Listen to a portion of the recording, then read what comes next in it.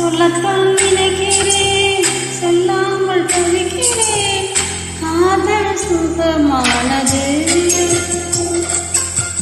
வாசப்படி ஓரமாய் வந்து வந்து பார்க்கும் தேடல் சுகமானது.